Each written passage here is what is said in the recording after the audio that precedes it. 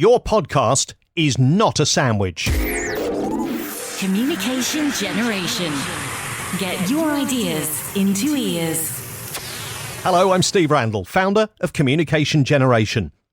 Think for a moment about your favourite sandwich. Think about the best version of it. A well-made sandwich packed with your favourite filling is amazing. But it has a major flaw. It's only really good on the day it's made. A podcast is not a sandwich. While it should also be amazing on the day it's made and packed with those delicious ingredients that people can't wait to consume, a podcast, unlike a sandwich, will probably be that way for days, weeks, months, years, possibly forever. But podcasters often only share freshly made content. Now, of course, there are those podcasts that are time-specific, such as those containing updated information or commentary on current topics, but often the content is evergreen, and it can be used in several ways to maximise the return on investment. The simplest way to repurpose your podcast episodes is by resharing. This works particularly well if you share an episode that is relevant to current matters, because even those that heard it last time would appreciate its updated relevance. Don't assume that those loyal listeners that have been with you since episode 1 will A, have listened to every episode, B, remember that your episode's there when a topic re-emerges, or C, won't want to listen again to refresh their memory anyway.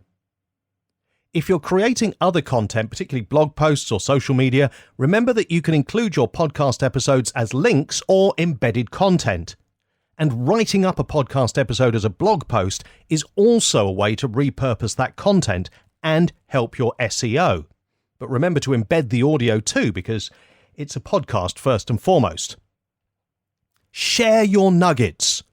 Don't worry, I haven't shifted from sandwiches to chicken snacks. Podcasts frequently have key takeaways from you or your guests that can be clipped out of the full episode and shared. This works as standalone content, but also promotes the full episode. These can be converted into short videos and shared on platforms depending on the durations they allow. 1 minute for Instagram and YouTube Shorts, just over 2 minutes for Twitter, 3 minutes for TikTok, 10 minutes for LinkedIn, and so on.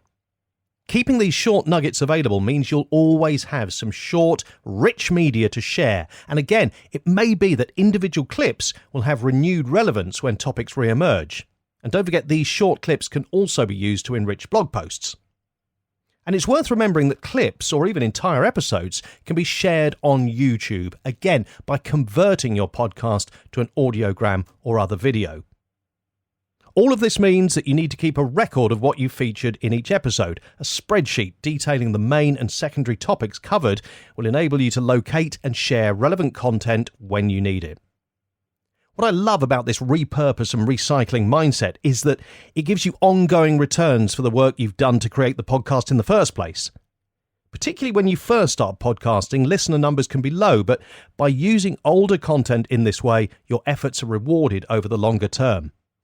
If only sandwiches work like that. Join me again next time when I'll have some more tips to help you get your ideas into ears.